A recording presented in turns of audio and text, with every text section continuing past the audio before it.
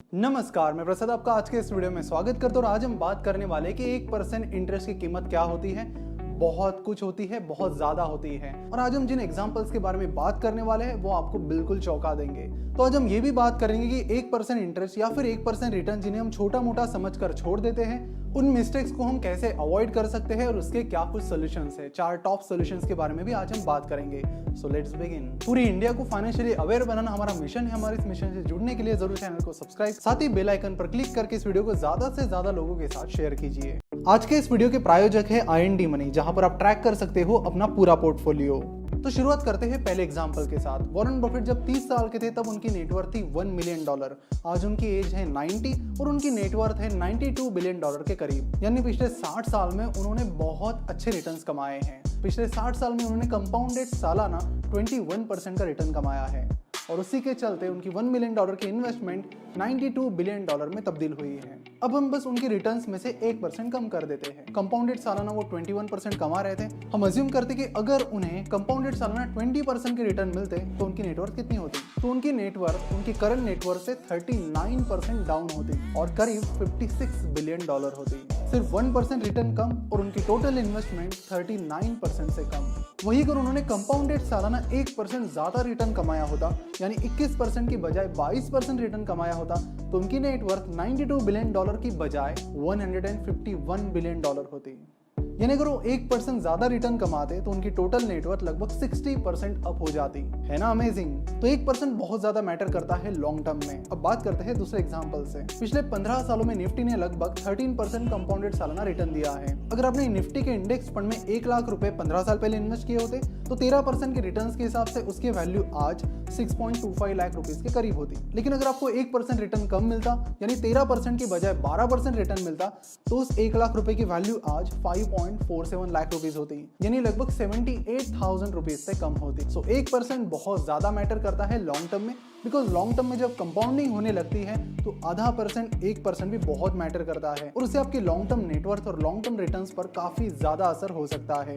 Generally हम देखते हैं कि बहुत सारे लोग बोलते हैं कि 1% से क्या ही फर्क पड़ने वाला है, आधे % से क्या ही फर्क पड़ने वाला है, लेकिन आपको बता दूं कि बहुत ज्यादा फर्क पड़ता है। लॉन्ग टर्म इन्वेस्टमेंट की बात की जाए तो बहुत ही ज्यादा फर्क पड़ता है। तो अब हम बात करेंगे वो 4 क्या सोल्यूशन है, क्या टैक्टिक्स है जो आपको हेल्प करेगी ऐसे जो आधे 1% के इंटरेस्ट है उन्हें बढ़ाने में, और आधे 1% से कई बार आपके जो रिटर्न्स कम हो जाते हैं उसे कैसे आप अवॉइड कर सकते हो। तो let's start with the first solution. कई बार इन्वेस्टर्स अपना पैसा जब उन्हें इन्वेस्टमेंट अपॉर्चुनिटीज नहीं मिलती है तब सेविंग अकाउंट में या फिर अपने ट्रेडिंग अकाउंट में ही पड़ा रहने देते हैं। तो ये गलती आप बिल्कुल भी मत कीजिए। अगर आपके पास कुछ पैसा है जो आपको 1-2 महीनों के लिए जिसकी जरूरत नहीं है, तो सिंपली आप उसे सेविंग अकाउंट की बजाय लिक्विड फंड में डाल सकते हो और सेविंग अकाउंट से बेहतर रिटर्न्स कमा सकते हो। अगर आपके पास कुछ ऐसा पैसा है जिसकी आपको अगले 7-8 महीने या फिर 8-10 महीने में जरूरत नहीं है, तो उसे आप simply short term debt fund में डाल सकते हो और सेविंग अकाउंट से बेहतर रिटर्न्स कमा सकते हो। कई सारे लोग अपना बहुत सारा पैसा लॉन्ग टर्म में इन्वेस्ट करते हैं FDs में, यानी फिक्स डिपॉजिट्स में।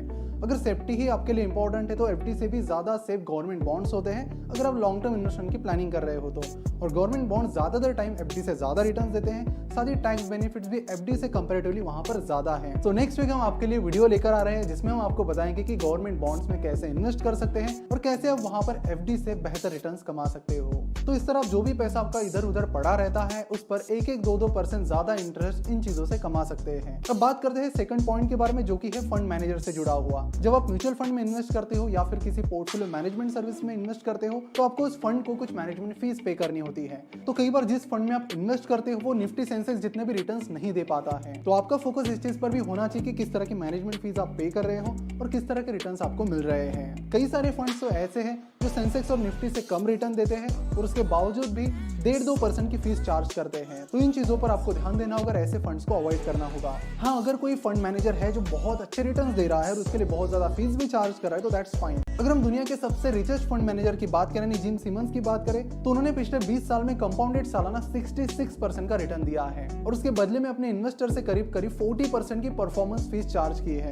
तो उस फीस से इन्वेस्टर्स को भी कोई प्रॉब्लम नहीं है क्योंकि अपने प्रॉफिट का 40% वो शेयर करे तो उस हिसाब से उनको रिटर्न्स भी बहुत अच्छे मिल रहे हैं। अब बात करते हैं तीसरे सोल्यूशन के बारे में। आपको साल में कम से कम 1 या 2 बार अपने पूरे पोर्टफोलियो को ट्रैक करना चाहिए। ये है IND मनी ऐप। यहाँ आप अपनी पूरी नेटवर्क ट्रैक कर सकते हो।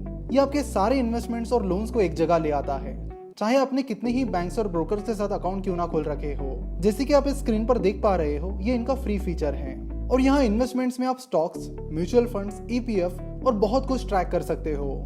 आप यहाँ पर डेली या वीकली बेसिस पर अपना पूरा पोर्टफोलियो ट्रैक कर सकते हो। साथ ही आप एक ही अकाउंट के जरिए पूरी फैमिली के लिए सारी चीजें मैनेज कर सकते हो। सिंपली जीमेल अकाउंट के जरिए एक क्लिक पर आप IND मनी से कनेक्ट कर सकते हो।